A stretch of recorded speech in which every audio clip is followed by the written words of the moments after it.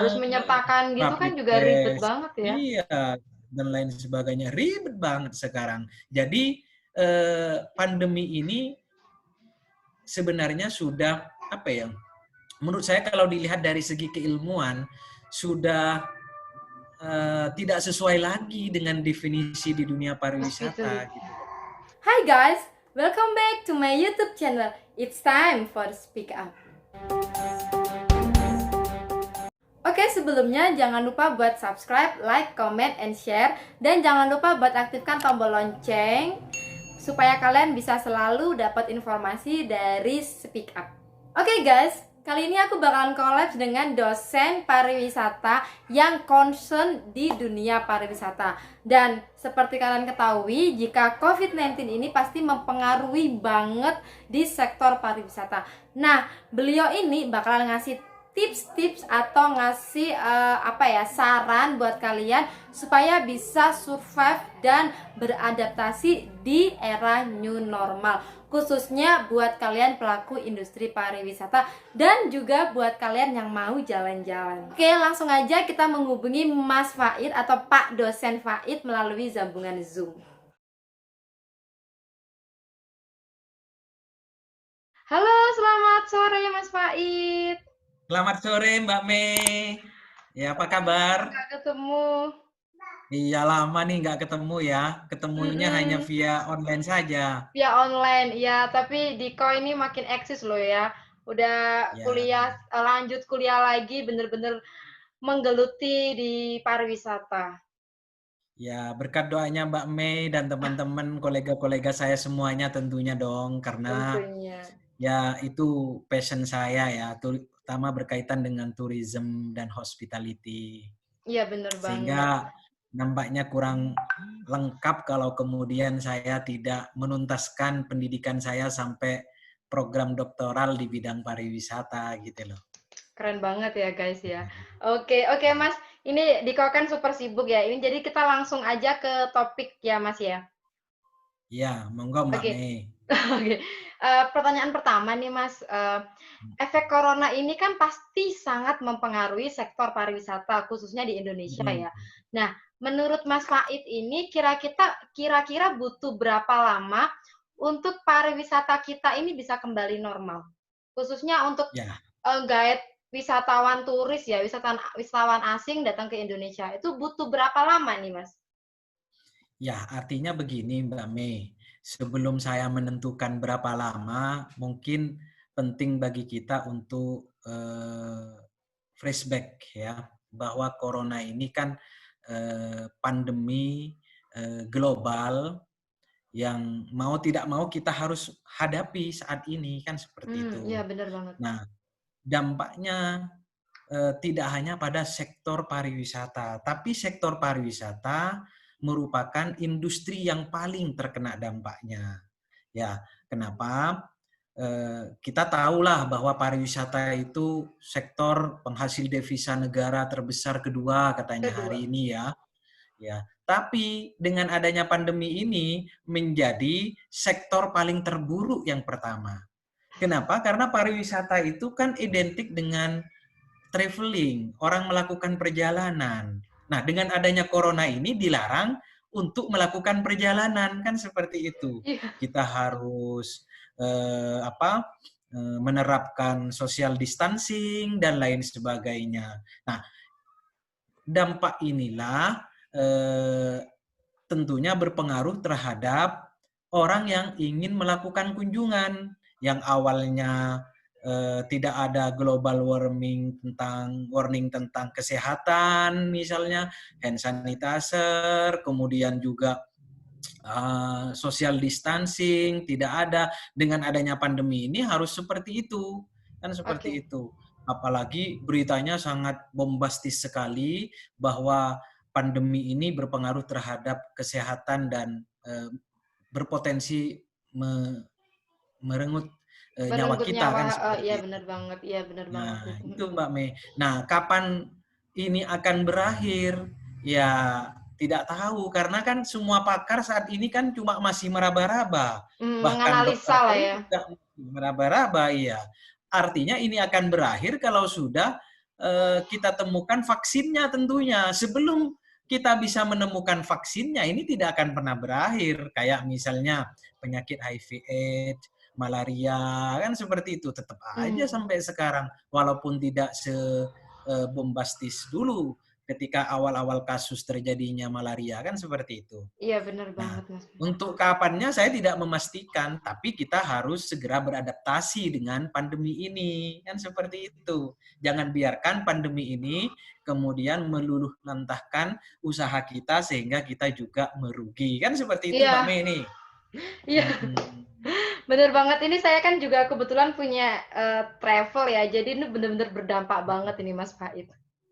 Ya, berdampak Mbak Mei, karena pariwisata itu ujung tombaknya kan orang melakukan perjalanan. Nah, ketika orang mau melakukan perjalanan itu tidak bisa, transportasinya tidak ada, objek wisatanya ditutup, kan seperti itu. Ya siapa yang mau melakukan perjalanan wisata? Kan seperti itu Iya, nih, ya kan? iya. Susah Sekarang ini dong benar-benar kita berasa mau banget ini Mas berwisata. Faid. Pasti akan terasa Mbak Mei. Tidak hanya di industri transportasi, hotelnya pun juga demikian, ya kan? Lembaga pendidikannya pun juga demikian. Kita sebagai yang memproduce SDM, magangnya di mana? Semua lini kalau berbicara pariwisata sekarang. Kita merasakan sungguh ini adalah yang meluluh lantahkan sektor pariwisata. Oke, benar banget. Oke, Mas Faid, ini next question. Nah, dalam menghadapi era new normal ini, bagaimana industri pariwisata ini bisa beradaptasi, Mas? Harus seperti apa nih supaya kita ini pelaku pariwisata bisa beradaptasi atau move on di industri ini? Ya, move on ya. Ya, artinya gini Mbak Mei. Oke, oke.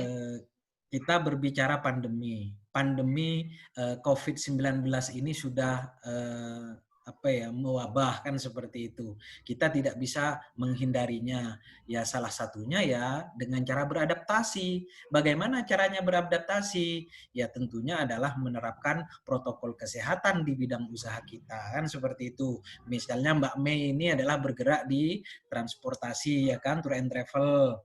Nah, ketika membawa tamu tentunya tamunya atau wisatawannya ketika naik mobil harus dibatasi. Yang awalnya menampung 100% kapasitas transportasinya, sekarang harus dibatasi menjadi 50% karena social distancing tadi.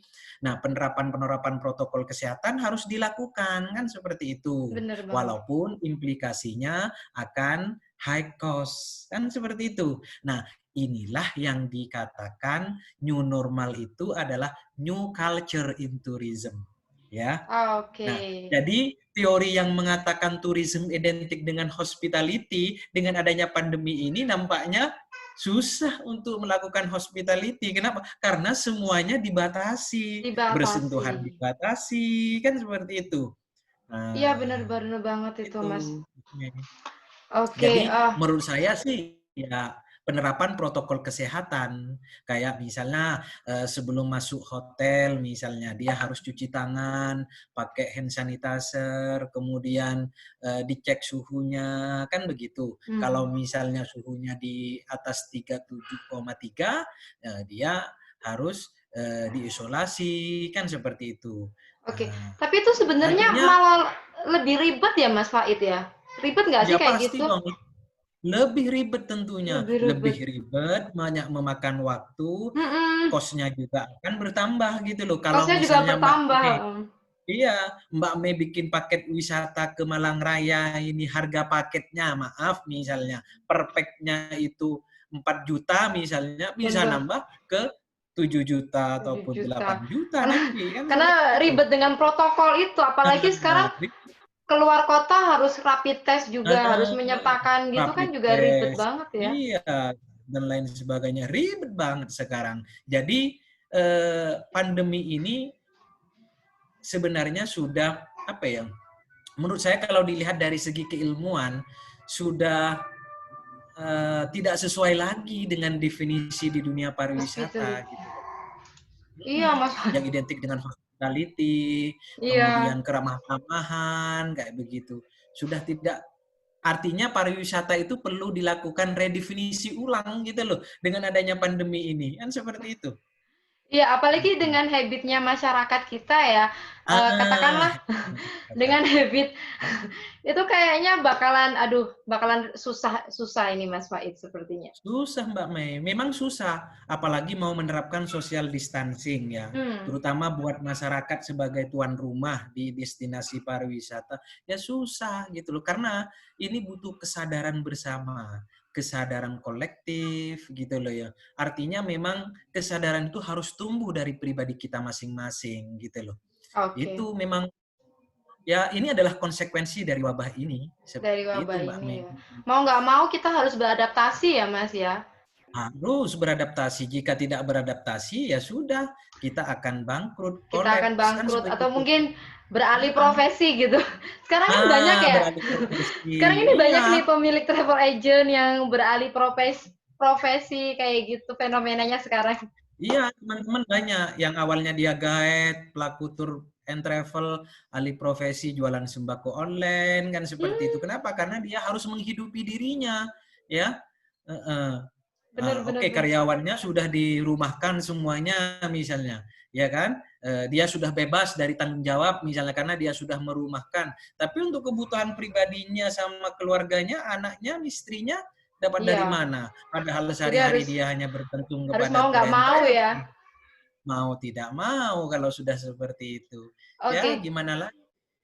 Oke, Mas Faid. Jadi ya, ini Pak Oke, jadi pertanyaanku yang pertama, kira-kira butuh berapa lama untuk pariwisata kembali normal? Itu pada dasarnya kita masih belum bisa memprediksinya ya, Mas Faid ya? Tidak bisa memprediksikan, Mbak Mei, kecuali obatnya sudah ketahuan. Baru kalau vaksinnya sudah ada gitu ya? Ya, itu baru kita bisa memastikan. Memastikan. Gitu ya. Jadi buat kalian pelaku industri pariwisata, kalau kalian kan saat ini kita nggak pernah tahu kapan pariwisata ini akan kembali normal. Jadi mau nggak mau, yang harus kalian lakukan adalah beradaptasi dengan era new normal ini. Begitu ya, Mas Faid ya? Iya, era new normal. Akhirnya new culture in tourism. New culture. Okay. Budaya baru dalam dunia pariwisata. Lebih menerapkan protokol lebih bersih. Iya. Karena ini budaya baru, pasti lebih susah daripada yang biasanya, kan begitu? Benar banget. Ya, apalagi sekarang ada protokol kalau mau masuk ke destinasi wisata, itu harus ada kayak menyiapkan tempat cuci tangan, hand sanitizer, dan segalanya. Nah, sedangkan harus disemprot, kan seperti itu. Itu kan kos itu. Sebenarnya itu kan berdampak dengan Kota Malang. Kita skala kecil ya. Di Kota Malang ini kan lagi menggaungkan pariwisata kampung tematik. Nah, itu kan nggak semua kampung loh. Kampung tematik di sini tuh kan nggak semuanya juga menerapkan protokol kesehatan. Nah, kalau misalnya kita mau tanya social distancing, nah kalau kita mau ke kampung tematik katakanlah ya kayak kampung warna-warni atau kampung 3D yang di sana itu adalah pemukiman padat penduduk. Itu gimana Mas Faid? Oke guys, itu tadi ngobrolnya bareng Pak dosen pariwisata, dan semoga informasi yang diberikan bisa bermanfaat, bisa mengedukasi kalian dan juga informatif buat kalian. Dan jangan lupa buat kalian yang pengen jalan-jalan dan juga buat kalian pelaku pariwisata untuk menerapkan protokol kesehatan kalau kalian ingin survive di industri ini. Oke, sekali lagi jangan lupa buat subscribe, like, comment, and share. Jangan takut untuk berbicara karena mungkin apa yang kalian sampaikan bisa merubah dunia. It's time for speak up. Bye-bye.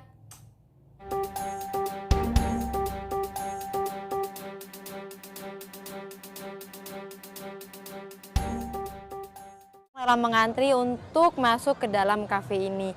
Tapi malam ini bisa kita lihat tidak ada orang yang mengantri dan masih ada space untuk bercakap-cakap. Mau makan di McD biasanya itu harus antri pesan makanan ya. Tapi kali ini bisa dilihat, bisa dihitung pula. Ada mas-mas ganteng juga di belakang. Stay at home.